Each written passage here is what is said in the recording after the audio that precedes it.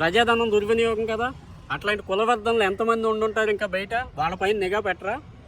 నేను అదే అడుగుతున్నాను. అమాయకులను వేధిస్తానికి మీ టీమ్స్ ఉంటాయా? భార్య లేదని చెప్పేసి తపన ఆపుకోలేక వేశ్యల దగ్గరికి వెళ్ళిన వ్యక్తికి, రేప్ అంటూ మర్డర్ చేసి చంపేసే వ్యక్తికి ఎంతో వ్యత్యాసం ఉంటుంది. ఆ వ్యత్యాసం మీకు తెలియదు. ఎందుకంటే మీరు చదువుకున్న వాళ్ళు కాదు, ఆ నాలెడ్జ్ మీకు లేదు. మీరు నాంబేషనగాళ్ళు. మీరు ఎంతవరకు ఏంటంటే ప్రభుత్వం నుంచి ఏదైతే డబ్బు వస్తుందో ఆ డబ్బుని కాజేసి నాలాంటి అమాయకులను వేధించేవాళ్ళు. మీకు తెలియదు అదంతా. ఫ్రెండ్స్, నేను మీ లక్ష్మీకాంత్. మీరు చూస్తున్నారు క్రేజీ మోటోవిల్స్.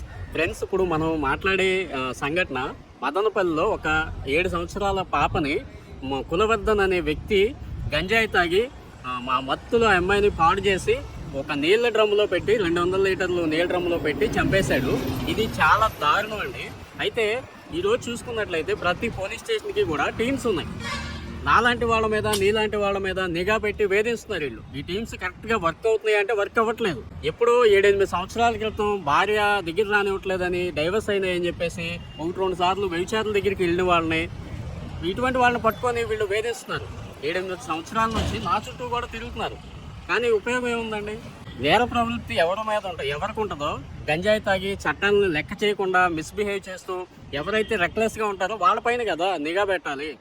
నాలాంటి వాళ్ళ మీద, మీలాంటి వాళ్ళ మీద నేను చట్టాలను గౌరవించే వ్యక్తిని. చట్టాలను గౌరవిస్తున్నాను. నేను డ్రైవింగ్ చేసి 5 సంవత్సరాలు కంపెనీలో డ్రైవింగ్ చేసి ఆ డబ్బులతోటి నేను యూట్యూబ్ ఛానల్ స్టార్ట్ చేసుకొని ఎక్విప్మెంట్ కొనుక్కొని ఒక పద్ధతిగా బతుకుతున్నాను.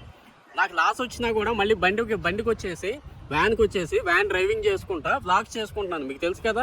ఇంకా నన్ను వెంబడించి నా వెంట తిరిగి ప్రజాధనం దుర్వినియోగం కదా. అట్లాంటి కులవర్ధనలు ఎంతమంది ఉండుంటారు ఇంకా బయట, వాళ్ళపైన నిఘా పెట్టరు. నేను అదే అడుగుతున్నాను. అమాయకులను వేధిస్తానికి మీ టీమ్స్ ఉంటాయా? ఆ కులవర్ధన లాంటి వాళ్ళు ఇంకెంతమంది ఉన్నారు బయట, వాళ్ళ మీద పెట్టండి నిఘా. నా మీద పెట్టి ఉపయోగం ఏముందండి? 7-8 సంవత్సరాలు తిరుగుతున్నారు, ఇంకో 10 సంవత్సరాలు తిరుగుతారు, లేదు నేను ముసలోండి అయ్యే వరకు తిరుగుతారు. కానీ మీకు ఉపయోగం ఉండదు. నేను చట్టాన్ని గౌరవించే వ్యక్తిని. ఆడవాళ్ళ పట్ల మిస్బిహేవ్ చేయటం, ఆడవాళ్ళని బలాత్కారం చేయటం, రేప్ చేయటం అటువంటి నా డిక్షనరీలో లేవు, నా మైండ్లో కూడా రావు. అట్లా ఉన్న వాళ్ళపైన మీరు నిఘా పెట్టండి, వాళ్ళని పట్టుకోండి. ఈ రోజున మీరు కరెక్ట్గా పనిచేసి అటువంటి వాళ్ళపైన నిఘా పెట్టి మీరు చేస్తే ఆ పాప బతికుండేది కదా. ఆ పాప తల్లిదండ్రులకి మీరేం సమాధానం చెప్తారు? మీ పోలీసులు కానీ, మీ నిఘా టీమ్స్ కానీ మీరేం సమాధానం చెప్తారు? ఆ పాపను తిరిగి తీసుకొచ్చి ఇవ్వగలుగుతారా మీరు? ఆ గంజాయి అనేది రాకపోతే ఆ కులవర్ధన్ అనేవాడు ఆ గంజాయికి బానిస అయ్యేవాడు కాదు కదా. మందును కూడా లిమిట్గా అమ్మొచ్చు కదా. ఒక వ్యక్తికి ఒక రోజుకి ఎంతమంది అమ్మాలి అంతే అమ్మండి, ఒక క్వార్టరే అమ్మండి. అతని కెపాసిటీ ఎంత అంతే అమ్మండి, ఎక్కువ ఎందుకు అమ్ముతారు?